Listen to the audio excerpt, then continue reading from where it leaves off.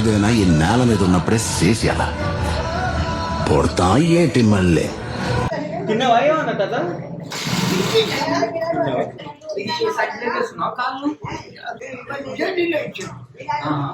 రేపు రగ్గు ఒకటి నీకు సెటర్ తెచ్చిస్తా. ఇదే టైంకి రాత్రి పండుగలో సెటర్ ఓకేనా? రగ్గు సెటర్ తెచ్చుకోతా కప్పుకో పండుకో. లేదు లేదు, పుణ్యం వచ్చినా పాపం వచ్చినా నువ్వు మంచి పడుకోవాలి. నువ్వు మంచి పడుకుంటే ఒక్కసారి లేవు.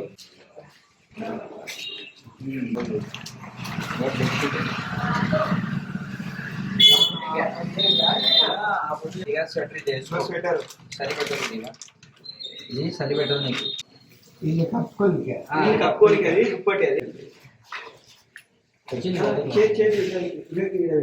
అది వేసుకో. కొత్తదే మరి అట్లా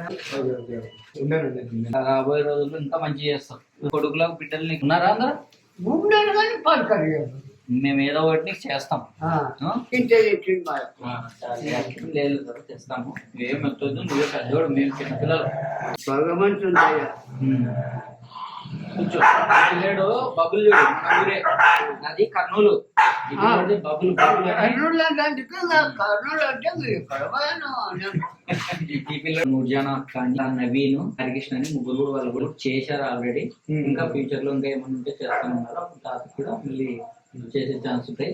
ఇంకా నీకేమన్నా చెప్పు చలికాలం వస్తుంది. అవును, చలికాలం. దేవుడు భగవంతుడు బుద్ధి తెచ్చాడు. చెప్పులు పైసలు ఇస్తా, నువ్వు టీ తాగాక టీ తాగాక అక్కడ కొడుతూ ఉంటే నెలకి ఎంత అవుతుందో చెప్తే టీ కూడా డైలీ పోయి తాగుతుంది డబ్బులు పడి. అందుకన్నప్పుడు ఇవి పని చేయవా? ఇవి అందాలు కనపడవు కదా, డాక్టర్ కన్ను చూపిమంటావా? బొర్రల్లాక చూపిస్తాం.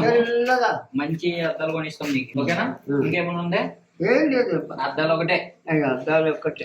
బట్టలు ఉన్నాయి వేసుకోనికి. బట్టలు అంటే ఒకటే నాకు ఇవే ఒక జత ఉండేది. నీకు అన్నం అయితే దొరుకుతుంది కదా, అన్నం అయితే దొరుకుతుంది.